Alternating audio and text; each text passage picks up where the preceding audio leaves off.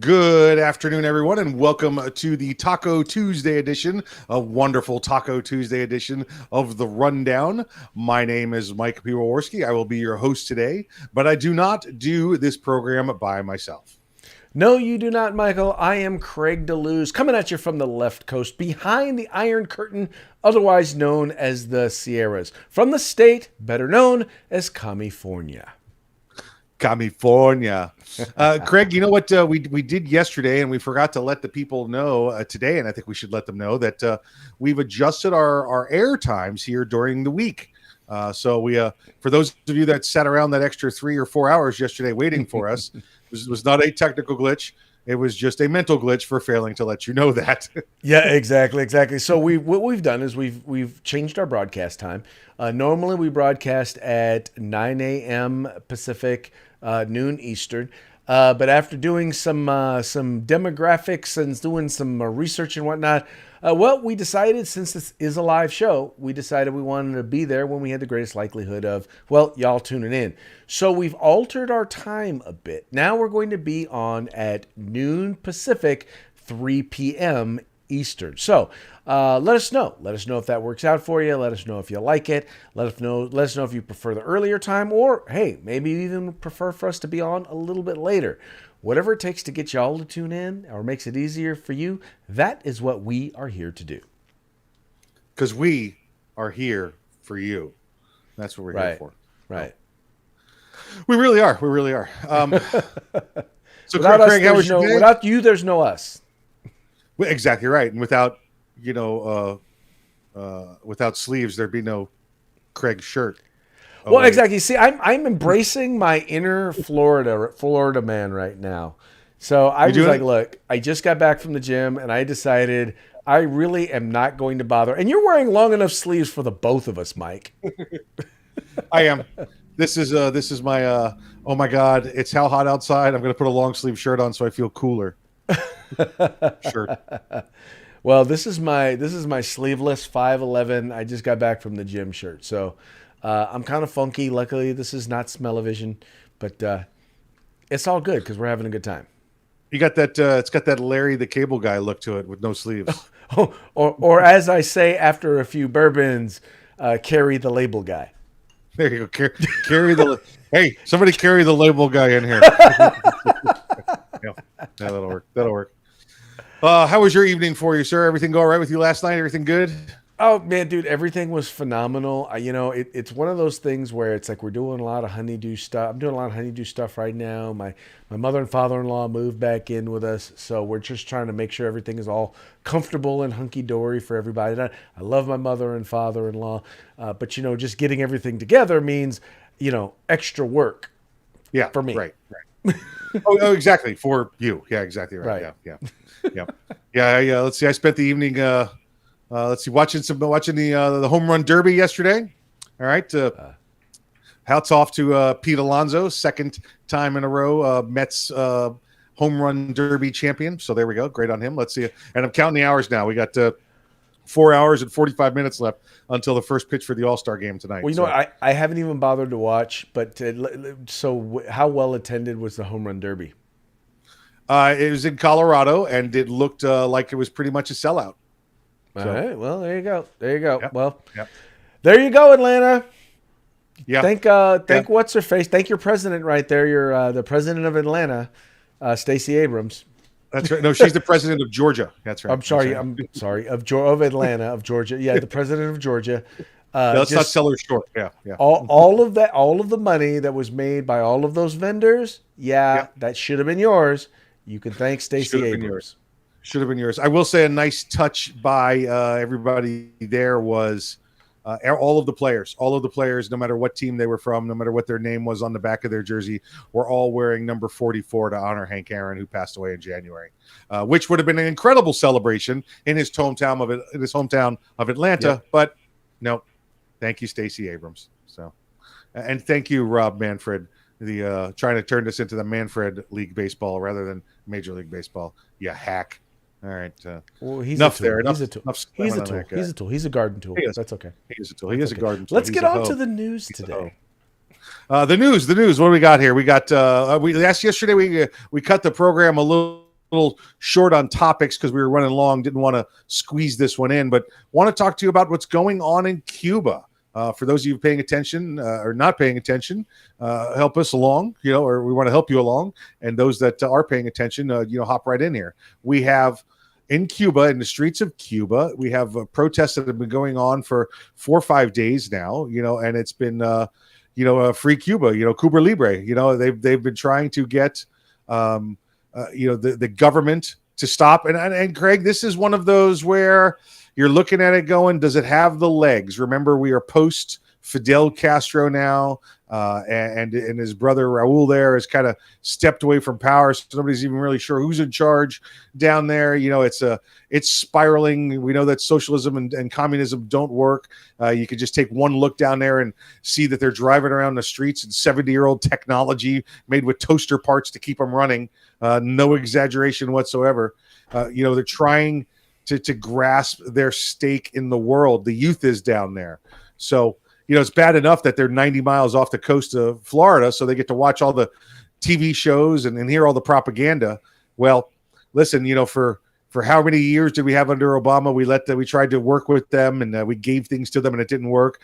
4 years under Trump administration, maybe that tightened the belt a little bit. Don't know. It's been an incredibly long time. I can tell you that. What are we into the 70th year now of their communist rule down there? So, but the people in the streets are now out. And Craig, it kind of reminds me of what we saw from that youth movement during Tiananmen Square back in the early 90s in China. However, I don't believe the Cubans have it in their heart to roll tanks across them and kill all of those people. No. I think that they are so Central and South American and American at heart that we may see something come of this. I hope so. There are few people, nationalities, and I say nationalities because we're talking about folks who are coming from Cuba, yes, who are more American than Cuban Americans, in large part because the first generation, and now you're dealing with some second, third generation. I mean, they know what communist, socialist oppression looks like, and they recognize it, and they see it, and they recognize that, if it weren't for America, they would have no place to go. And that's why so many of them fight so hard for the values of these United States, because they recognize how important it is. They also recognize what they see in the Democratic Party, which is a resurgence in the belief in those very values that tore their homeland apart. And it's nice to see that they're standing up. It's hard because they have... For example, for them, the access to the internet is very, very difficult. They have like a VPN network that is easily shut off. And in fact, it's one that actually the technology to shut it off was likely given to the Cubans by China. Now, if you want to get any idea of what China thinks about freedom, but once again, it is all about oppression and suppression. The way in which you oppress the people is by suppressing thought ideas that are contrary to those of the government. And you're starting to see people rise up against it. And it's gotten so vocal, so visible, that it's being seen as far away as the Biden White House. Yeah, it has to now. Listen, it spent over the weekend, surging down there. We had on yesterday, Monday, where we had a lot of our Hispanic politicians or Florida politicians getting involved in this, and finally the Biden White House. Now they've got to formulate a plan on how to respond to this. Well, I mean, listen, I know the first thing they're going to want to do is send money, right? Because that's their initial response to everything. So we'll see what happens down there. We'll see what happens, and we're going to keep our eye on it. To our brethren, 90 miles south of us here in Florida. Exactly, and I'm hoping that one day soon freedom will ring for the people of Cuba. Yeah. Again, Cuba Libre. Let's make this happen.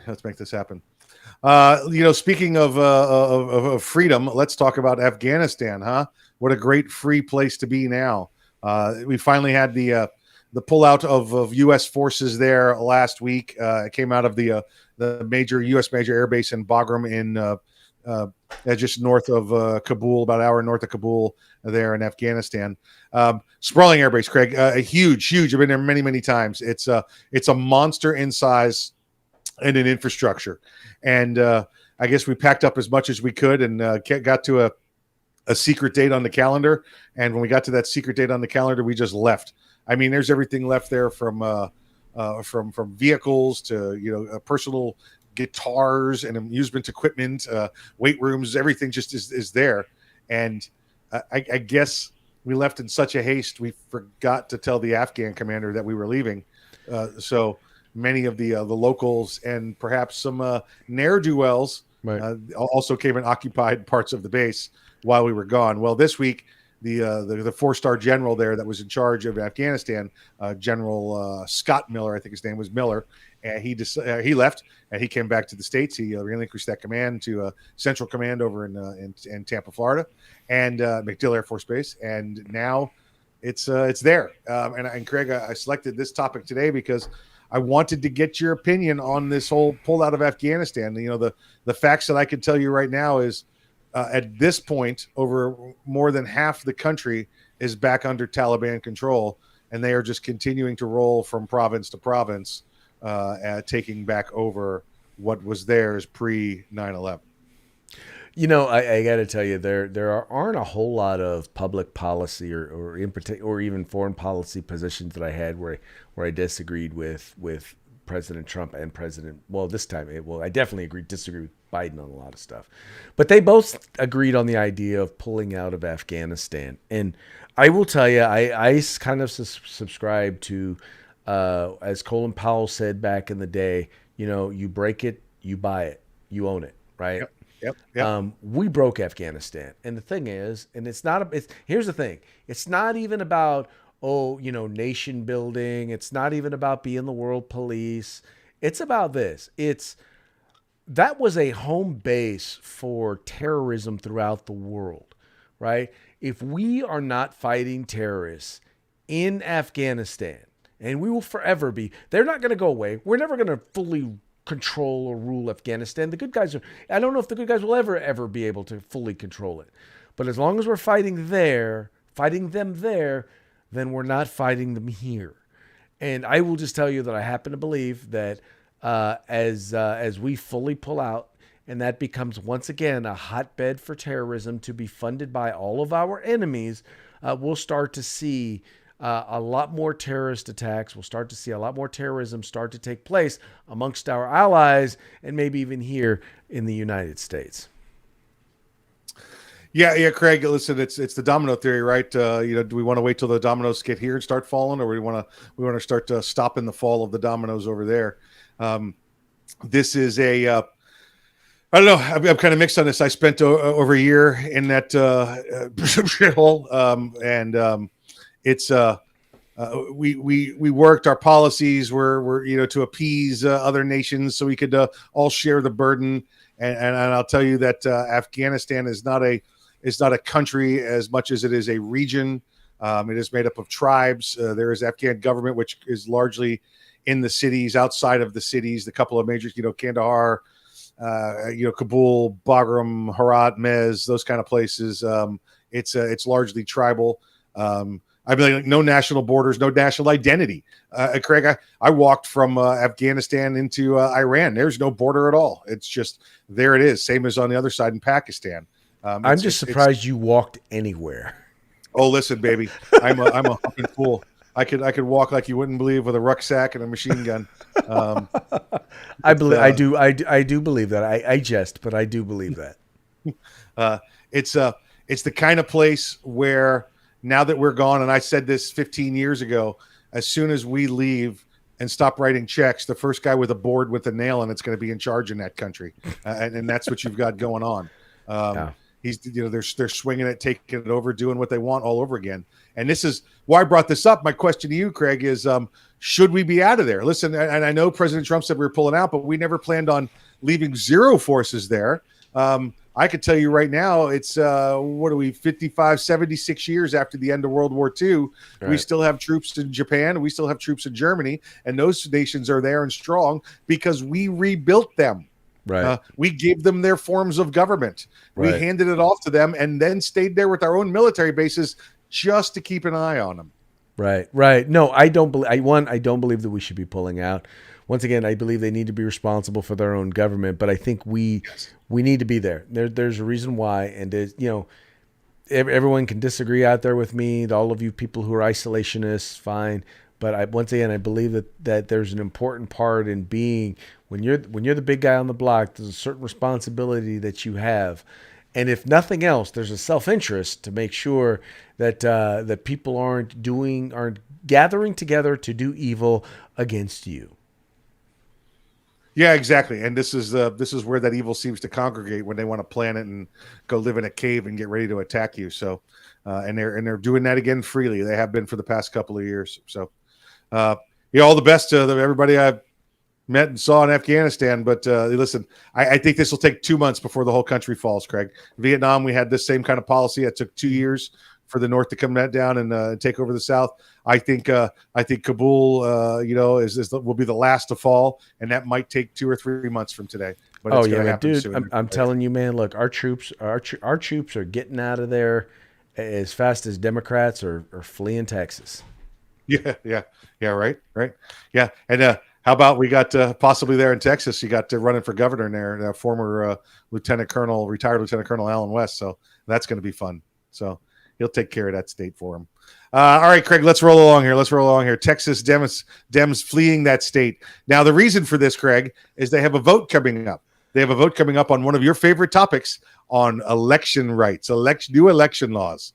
And this is supposed to take place in the next couple of days here. But the Democrats have decided the way to win, because they can't win because they're outnumbered, but the way to win is to flee the state. That way they cannot call the legislature into session and have a quorum and then have a vote to put these new laws into effect.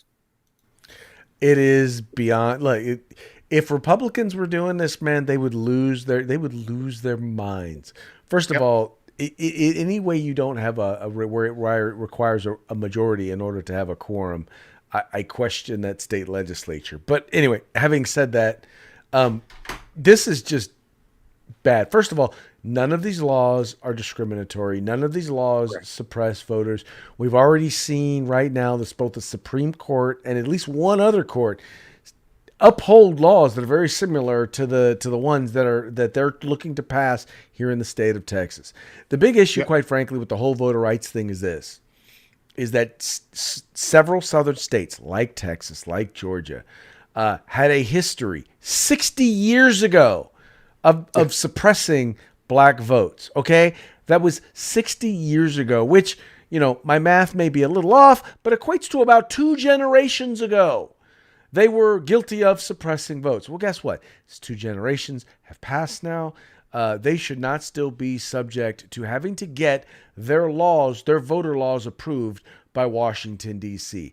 And when people talk about the Voting Rights Act being overturned and then people pulling away from the Voting Rights Act, that's really all they're talking about, is the fact that free southern states like Alabama, like Missouri, like Texas, like Tennessee, like Alabama, like Louisiana and Texas and Georgia ought to be able to pass their own frigging laws as long as they're in compliance with the U.S. Constitution.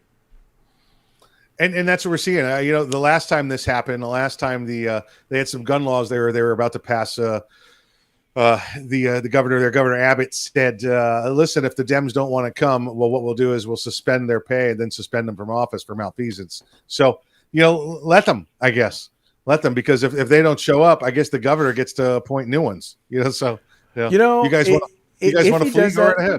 I got my issues with him because, he supported red flag laws. He supported some things that I have issues with, but if he were to do some stuff like that, that would earn back some favor that he had lost with me. I'm just telling Democrats, look, if you're gonna screw with me, I'm gonna screw with you, and that's just how it's gonna go. You want to play dirty, we'll play dirty. He's got to be on his toes. He needs points right now. He's got, I mean, listen, he's got the likes of Matthew McConaughey and retired Lieutenant Colonel Alan West looking to run for governor there in Texas. So he needs to step up his game. He needs, yeah. All right. All right. He needs to step up his game. And that's Matthew McConaughey, by the way. Come on, man. West. That's Matthew McConaughey. I mean, I'm sorry. Just by nature, the fact that he's Matthew McConaughey really does. I mean, come on. Who wouldn't want to vote for Matthew Colonel McConaughey? West would say steadfast and loyal. Having said that, having met Colonel Alan West, I will just tell you, there is not a politician that I have met at that level who is as down to earth and real. And by the way, not just when I say down to earth and real, also incredibly sharp and intelligent and academic. I mean, just awesome. A dude is Alan West. I would vote for him hands down, even over Matthew McConaughey. He's that could be a good ticket too, right? West McConaughey. Yeah, there you go. Exactly. Governor and lieutenant governor. There you go. He's a frequent guest on Arms Room Radio. We've had him on there for years. It's been a couple months since we've had him on, but he's been on with us since the very beginning. Been a great guy. Been a good friend to all of us. And every time we have a little pregame before we come on the show, because before we do an interview, you don't like to bring people in cold. You say, I always ask my guests, so hey, Colonel, what do you want us to hit? Hey, Mike, great to hear from you. It'd be nice if you hit the book. Other than that, hit me whatever you got. Sir, what's off limits? What's off limits? Nothing. Give me whatever you got. And it is. And I'll throw stuff at him as far left and as far right as I can. And he's always got 20 minutes of beautiful dialogue on everything that nails it. He's got that kind of brain. I've had him on a couple of different programs that I've done, and you can't stump him. No. You can't. He's anyway, but I think he will be an awesome governor. Here in California, we have what's his name? We have Larry Elder, who's considering running for governor in the recall. And I love Larry Elder. I love his show. But I don't know. I believe he's a better commentator than he would be an elected official. Right. The thing about Alan West is somebody who has led. He has led in the military. He has led in elective office. He's led in party office. He's led in so many different ways and areas that he's demonstrated that he knows how to adapt. He knows how to analyze. And he knows how to direct and put together a plan and a path towards success. Yeah. And I think I think he would be great for Texas. Yep. All right, Craig, let's move right along. Somebody without a great path for success is our friend, I don't know if he's my friend, Stephen A. Smith over at ESPN. He's one of the sports commentators over there. And now, Craig, I used to be a huge ESPN watcher. Just Sports Center was my thing. I couldn't get up and go to work until I heard the do. I had to watch the top 10 every day and see what had happened in sports out on the West Coast, because you guys refused to play sports during regular hours, so we'd have to play catch up in the morning. But then the Major League Baseball channel came along and Sports Center and kind of went away for me. But Stephen A. Smith's still there, been going strong, commentator, and he's got the ability to stick his foot in his mouth every once in a while. He has said some stupid stuff in the past, a bunch of times concerning domestic violence stuff with Ray Rice, with Floyd Mayweather, and there was, Craig, there was one other. Seems like I'm missing one other big thing he stuck his foot in his mouth about recently. Well, he did get into a big tiff with Joe Rogan. They were doing commentary on MMA, mixed martial arts. Yeah. Yeah. And he basically had made a couple of statements that demonstrated that he was not particularly knowledgeable about mixed martial arts. And I love Stephen A. Smith too. The thing about him is that he's not afraid to say what he thinks, even if what he thinks is wrong, and he will defend it vehemently, even if he is wrong. And he comments on all different types of sports. And I just think that sometimes. And you know this, you're really into baseball, right? If I were to comment on something on baseball, there's a very good chance that I would say something that would be completely and utterly wrong. Because I'm just not I know baseball in general. I don't know the specifics of baseball. And Yeah. go ahead. No, go ahead. I was gonna say, yeah, you're right. I'm just saying, Stephen A. Smith. He, like you said, he's not afraid to say what he thinks, but he's also not afraid to think before he says anything. So, Right. he just he's a he'll say some crazy stuff. This week with baseball, he did, and again, we had it's All-Star break time. We've got the home run derby yesterday. Pete Alonso, Mets champion, won that second year in a row, and the All-Star game starting in about 4.5 hours here. So, but he said. Otani, Shohei Otani. He's the Japanese star that plays for the Los Angeles Angels of Anaheim in California, I think is the full title of their team. He shouldn't be the face of baseball because he doesn't speak English, and that takes away from the game because he doesn't speak English. And I'm like, the guy's in his first half of a season living in a foreign country. Because he has to talk through a translator or an interpreter. Stephen A. Smith is bagging on the guy. He's right in this respect. Oh yeah, he's right in this respect. Look, if you can't speak English, it's hard for you to sell stuff to Americans. Yes, right. Yeah, right. And the face of baseball ought to be able to sell stuff to America. So he's right in that respect. But overall, that's one of the things that makes America what it is. It's like, you know what? We got people coming here from all over the country to compete with the best of the best. And he's Japanese. And he wanted to be here to compete with the best of the best. And he don't speak English. And the very fact that he doesn't speak English and he's one of the best,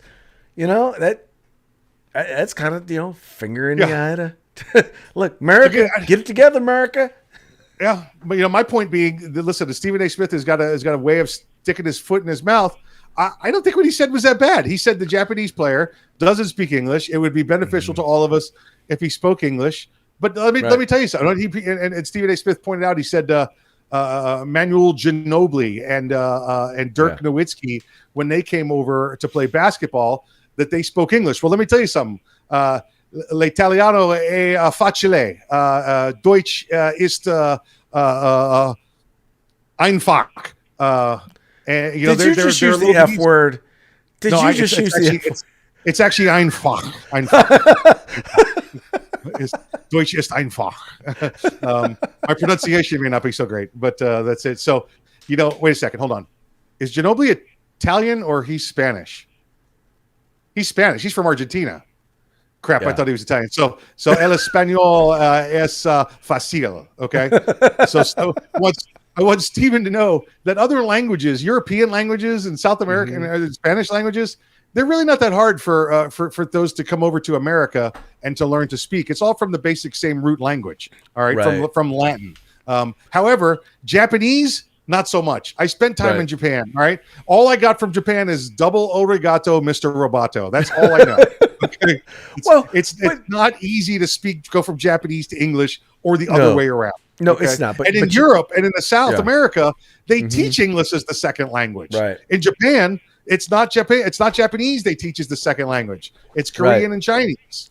Right. Well, the thing is, and this is what I will say, and I said this during the whole debate with Stephen A. and Joe Rogan. I'll just say this: Stephen A. gets these gigs because he creates controversy. Whether he's right in his comments or wrong in his comments, he's very entertaining both in making and defending his comments. And so, in the end, he's doing exactly what ESPN wants him to do, which is getting people to pay attention to what he says, to comment on what he says, and to pay attention to what people's responses to what he says and comment on that. So in the end, Stephen A. Smith is doing exactly what ESPN pays him to do. Now let me ask you this, Craig, before we move on to our next topic, because I know we got time. We got to be watching the clock. Yes.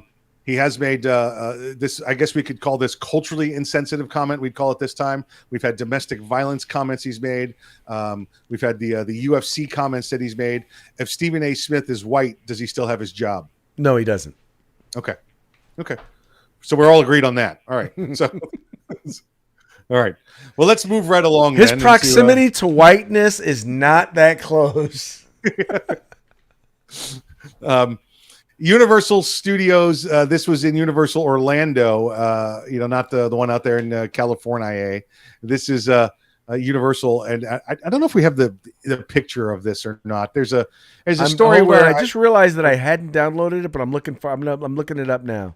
You do that while I do the speaking. So we'll go. do that. You do the producing, I'll do the speaking. There was I forget the character's name. The old man from with the minions. Minions, Despicable Me. Yeah, Despicable Me. Right.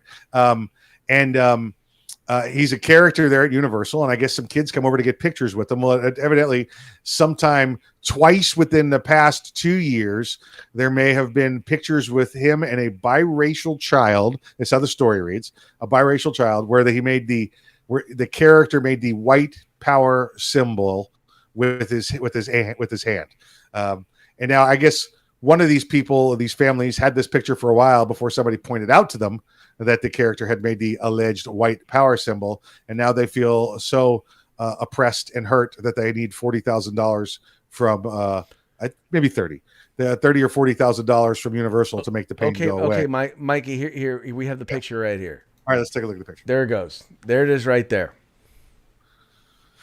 So you could see the character's left hand there. It has what appears to be holding like an OK symbol.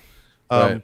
Now, listen, don't you need 3 fingers to make a W on the other hand? And I think you do. I think you do. He only has 2, so is he making the UP symbol or the WP symbol? I don't. So maybe he's trying to help the other guy from the meatballs with the up symbol. He's trying to help them to go up. Listen, that's Listen, if anybody's ever worn a hand or a costume like this, that's probably the shape the hand's in, to begin with. Second of all, why the hell are we being so damn uptight about a character making an OK symbol? He's not out there flashing white power. He's not out there doing a Nazi salute. This is some kid that makes $15 an hour, Orlando, to wear this stupid costume, and he's only allowed to do it for 15 minutes an hour, or he passes out and dies in there. This is something that again happened twice, and of course Universal fired him. Probably didn't even tell him why they fired him, or they just said they fired him. They lied because look, that actor is so recognizable. How could you miss him, right? This is just ridiculous, Craig. We did this, and I'm sure there's pictures of me out there making that symbol, holding it below my waist, because where I'm from, if I get you to look at me making the OK symbol below my waist, I get to punch you in the arm, okay? I get to punch you as hard as I can because I made you look.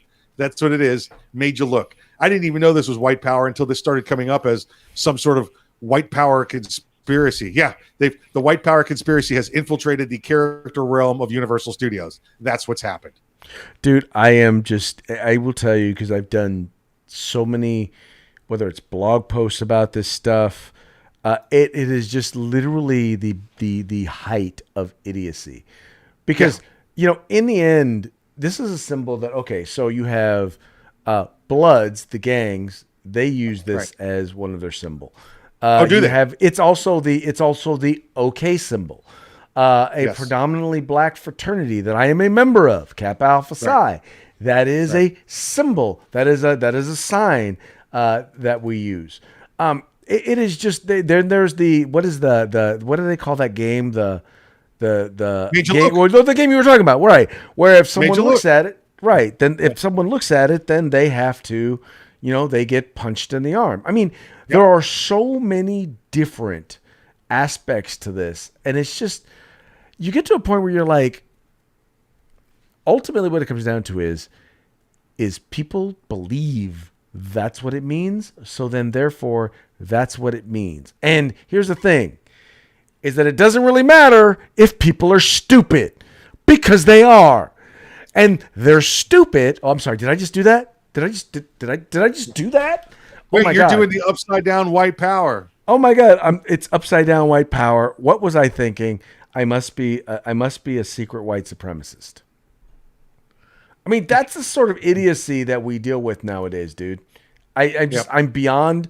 It is There are so many real things. I'm sorry. There's so many real things that we need to be dealing with. Why are we dealing with this? Why is this a thing? Because I like to point out of the idiots out there, and the point of this story here, and before we move on to talk about our sponsors, is that these people didn't even know what it was, and they had to be told what it was. And then once they were told what it was, they felt $30,000 worth of offended, and the money is going to make their pain go away. So that's how ridiculous this is. Speaking of well, now money, that you mentioned the money, now it makes sense. It may not be right, but now it makes sense. Well, that's it. They feel $30,000 worth of offended, so Universal can make that go away with a check.